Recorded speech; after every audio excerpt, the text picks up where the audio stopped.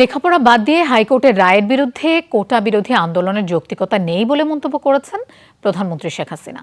সকালে গণভবনে যুব মহিলা লীগের প্রতিষ্ঠাবার্ষিকীর অনুষ্ঠানে এই কথা বলেন তিনি। সরকার ঘোষিত পেনশন স্কিমে সকলেরই যোগ দেওয়া উচিত বলেও মনে করেন সরকার প্রধান।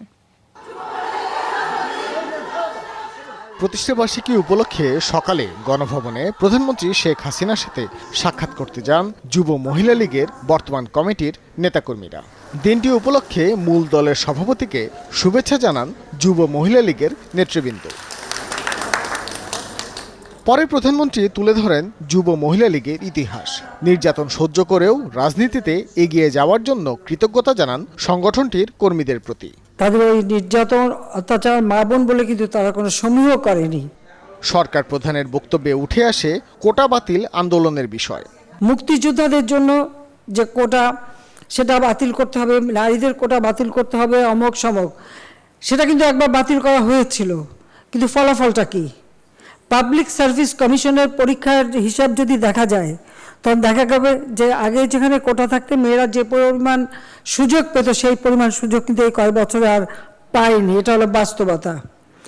এমনকি অনেক অনেক জেলা, প্রত্যন্ত অঞ্চল, সে অঞ্চলের মানুষগুলি কিন্তু বঞ্চিত থেকে গেছে, তারাও চাকরি পাচ্ছে না।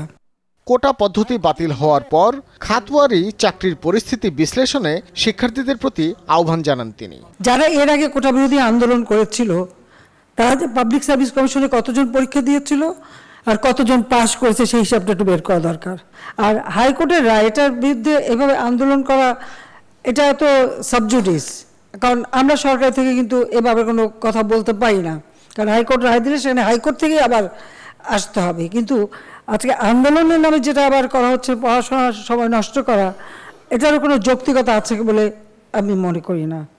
নির্বাচনী ইশতেহার অনুযায়ী সরকার সর্বজনীন পেনশন স্কিম পদ্ধতি বাস্তবায়ন করছে বলে জানান প্রধানমন্ত্রী। আমি মনে করি আমাদের রাজনীতির সাথে যারা জড়িত তাদের সকলেরই এই সার্বজনীন পেনশন স্কিমে ঢোকা দরকার। তাহলে অন্তত একটা জীবনের একটা নিশ্চয়তা পাওয়া যাবে। অন্তত বৃদ্ধ বয়সে কারো মুখাপেক্ষি হয়ে থাকতে হবে না, ছেলের ঘাড়ে বোঝা হবে না, মেয়ের ঘাড়ে বোঝা হবে না, নিজেরটা নিজে করে খেতে পারবে, সেই ব্যবস্থাটা করা।